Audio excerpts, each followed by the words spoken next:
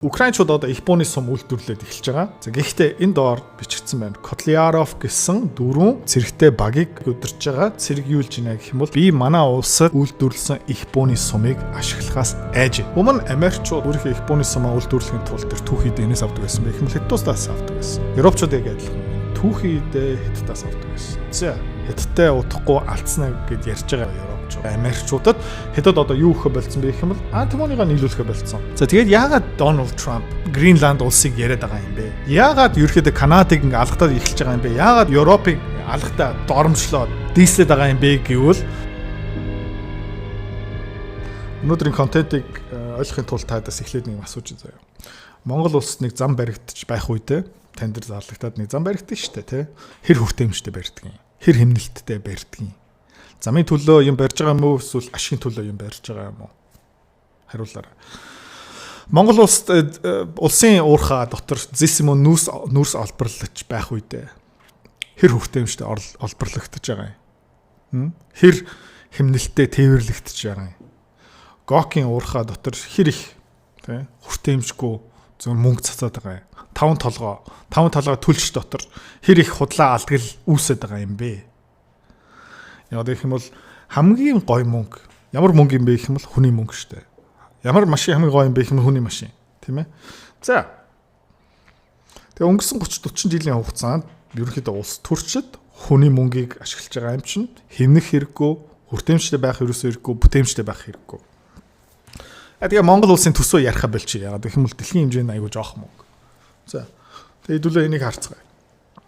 Энд юу харагдаж байгаа юм бэ гэвэл НАТОгийн төсөө. За Америкчууд дангаараа 860 тэрбумыг нийлүүлж байгаа жил болгон. Канада улс 30 тэрбум, Англи 65, Герман 68, Франц 56. За тэгэхээр НАТО хэдэн жил үйл ажиллагаа явуулж байгаа юм? Бараг 70 жил баг тий. За тэгээд 70 жилийн хугацаанд хүний мөнгөөр зэвсэг үйлдвэрлэж гин, зэвсэг худалдаа авч гин. Татвар төлөгчийн мөнгөөр жил болгон бараг $1 их $80 дээш хэмжээний зарлага гаргаж байгаа. За энэ төсөв дотор хэр их мөнгө идэж байгаа юм бол, хэр их мөнгө үрж байгаа юм бол, хэр их улс төрийн стратеги явж байгаа юм бол, хэр их шаардлагагүй зардал явж байгаа юм бэ? Амар л бах гэж бодож байна. За.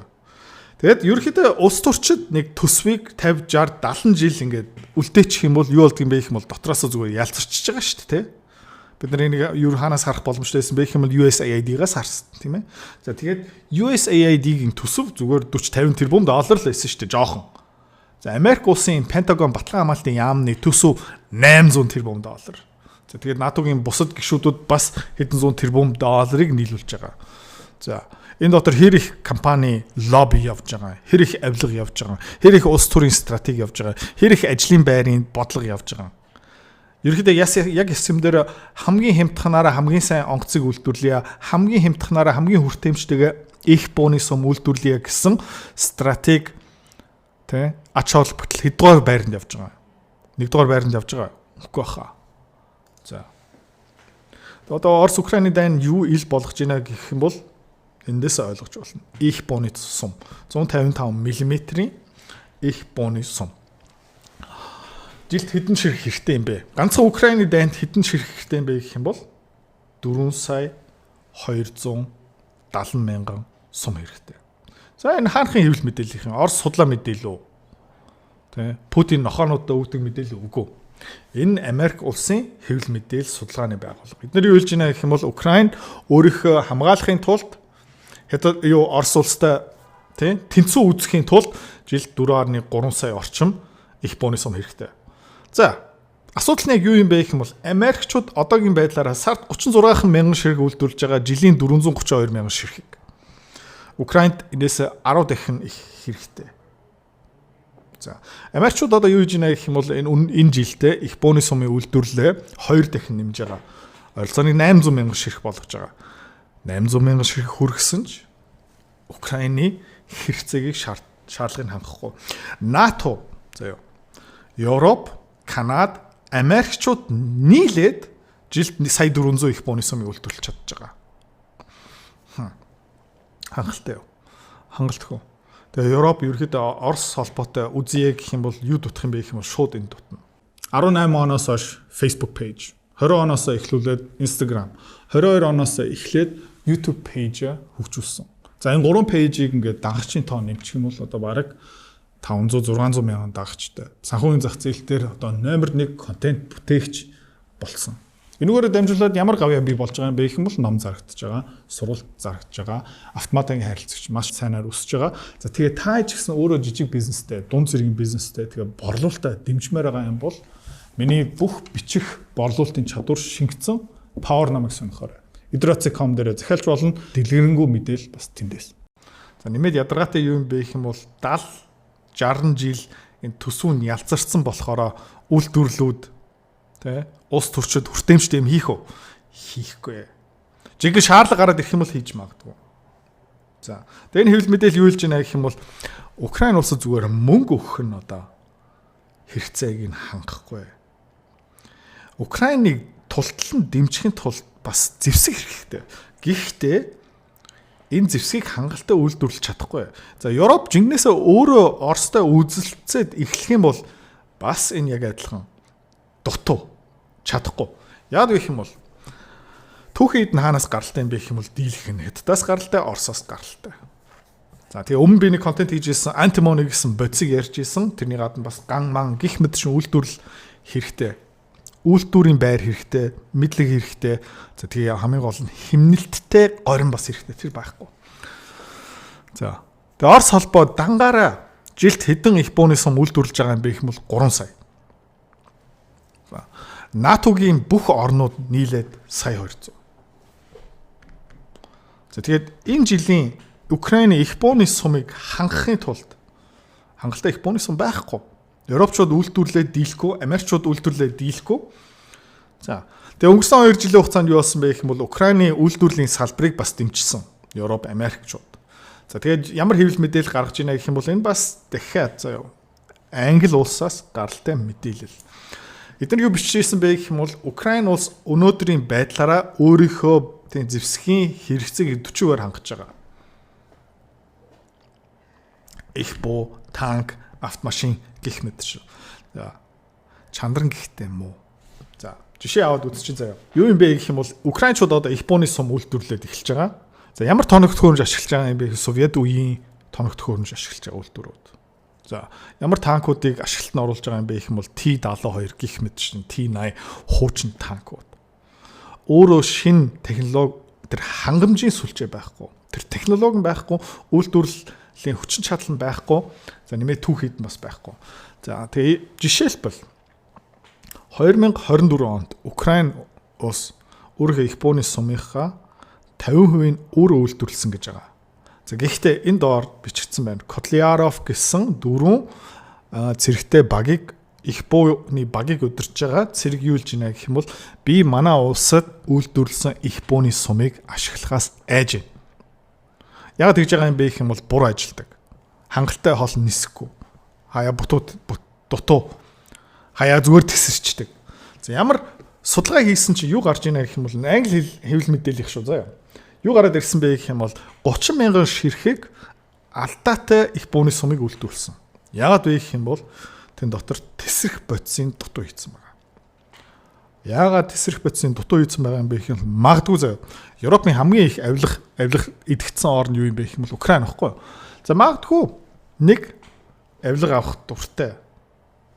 Тэ? Хүн магадгүй их бууны сум дээр хумсаар агаад хулгайч болцсон байж магадгүй. Яа Монголд хөдөө бас юу баригддаг? Хальс шиг зам баригддаг штэ. За их бууны сумны үйлдвэрлэл дээр яагаад юм байхгүй гэж. Тэ? Хүн гэдэг амьтан бас шуналтай штэ. За тэгээ Европ энэ үйлдвэрлэл нь байхгүй. Түүхийд нь байхгүй. Дэт бүтсэн байхгүй, хангамжийн сүлжээ нь байхгүй учраас ерөнхийдөө Украины шаардж байгаа нэхэд байгаа их бууны сумыг тэ нийлүүлж чадхаа болж байгаа. За Америкчууд бас яг адилхан. За тэгээд хэн ерөнхийдөө үйлдвэрлэлээ 100% явуулж байна гэвэл Орос холбоо. За тэгээд энэ Оросыг ингээд их магтаж байгаа юм биш заяа. Америкийг муулж байгаа гэсэн үг. Европыг муулж байгаа гэсэн үг. Орос энийг дангаараа хийх чадваргүй байсан. За Орос холбоо өөрөө ерөөхдөө үйлдвэрлэл байгаа. Гэхдээ юу дутчихсан бэ гэх юм бол технологи дутчихсан тодорхой хэмжээний газрын баялаг дутчихсан. Antimony янз бүрийн тесрэх бодис газрын ховор элемент дутчихсан.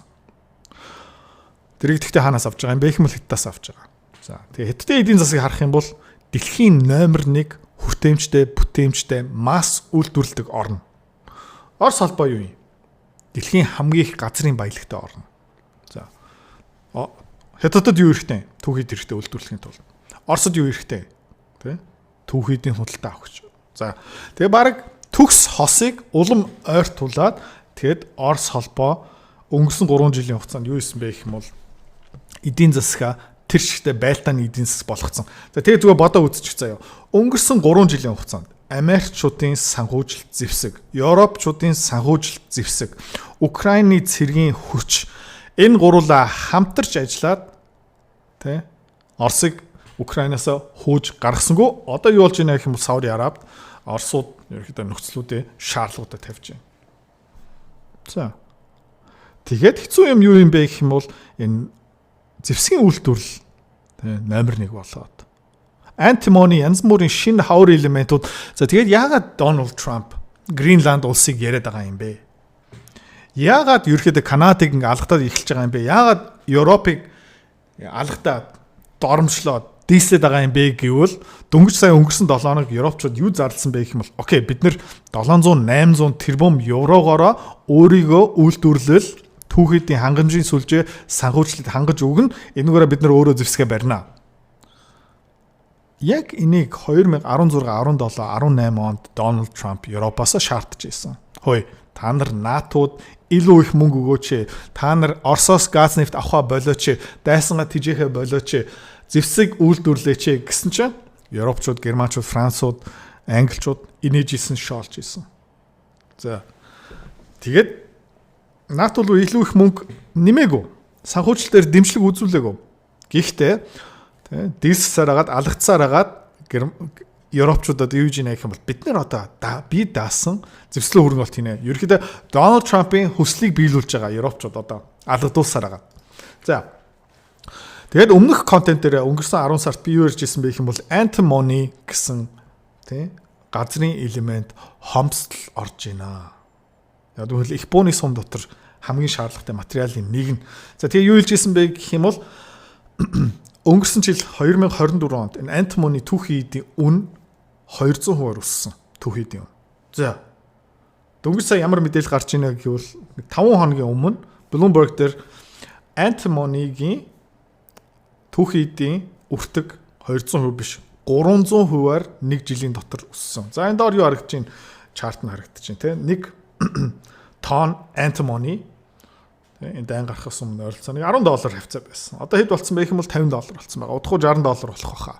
За. Тэгээ энэ Antimony энэ түүхийдийг хэн олборлдгийг, хэн баяжуулдгийг, хэн экспортлдгийг бэ гэвэл тэ Хятад улс номер 1. Тажикстан, Баханстан улсууд. За.